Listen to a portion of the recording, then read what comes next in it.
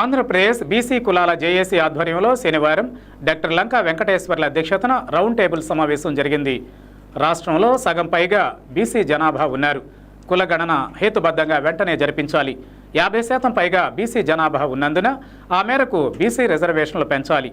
స్థానిక సంస్థల ఎన్నికలలో బీసీ వర్గీకరణ విధానం అమలు చేయాలి అనే అంశంపై ప్రసంగించారు. ఎస్సీ ఎస్టీ చట్టం నుండి బీసీలను తప్పించాలని, విముక్త జాతులకు ప్రత్యేక ప్రాతినిధ్యం కల్పించాలని నగర సంక్షేమ సంఘం రాష్ట్ర అధ్యక్షులు తాడిశెట్టి గోపీరావు కోరారు.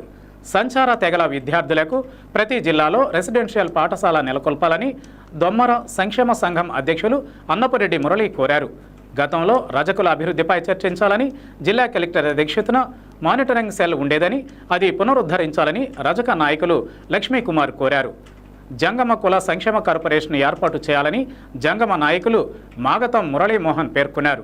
బీసీల ఆధ్యాత్మిక చైతన్యం అందించిన ఏకైక సంస్కర్త పోతులూరి వీరబ్రహ్మేంద్ర స్వామి విగ్రహం ఏలూరులో ఏర్పాటు చేయాలని విశ్వబ్రాహ్మణ సంఘం నాయకులు కోతల శివకుమార్ కోరారు. తక్షణమే ఈబీసీ రిజర్వేషన్లను రద్దుపరచాలని బీసీ ఉద్యమ నాయకులు సుధాకర్ డిమాండ్ చేశారు. కురుమ కులానికి కమ్యూనిటీ హాల్ నిర్మించాలని కేవీపీ మాధవరావు ప్రభుత్వాన్ని కోరారు. ఈ పేర్కొన్న కులాల వారి సమస్యలు ప్రభుత్వం దృష్టికి ముఖ్యంగా జిల్లా మంత్రి పార్థసారథికి ఎంపీ పుట్టా మహేష్ కుమార్కు నివేదిస్తామని జేఏసీ అధ్యక్షులు ముక్కుసూరి గోపాలకృష్ణ వివరించారు.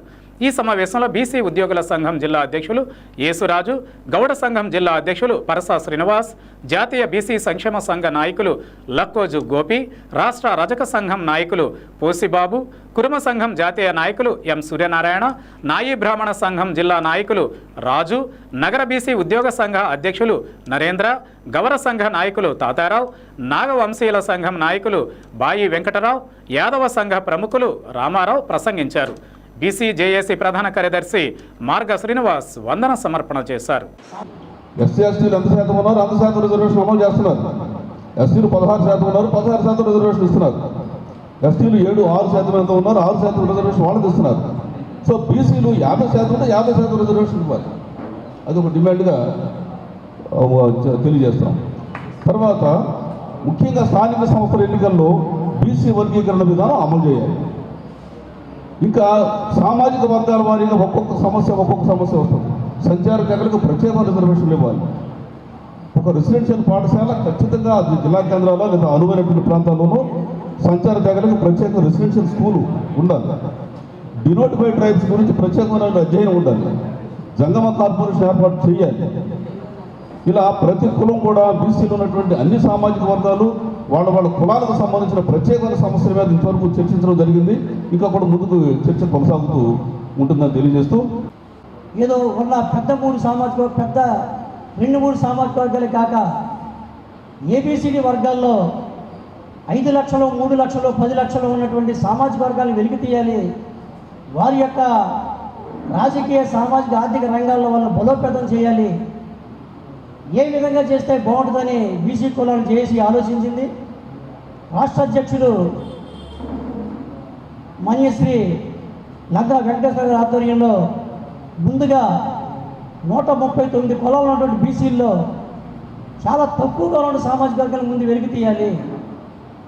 60 లక్షలు, 70 లక్షలు, కోటి ఉన్నటువంటి సామాజిక వర్గాలు ఆర్థిక, రాజకీయ, సామాజిక రంగాలు ఎలాగో ముందున్నాయి.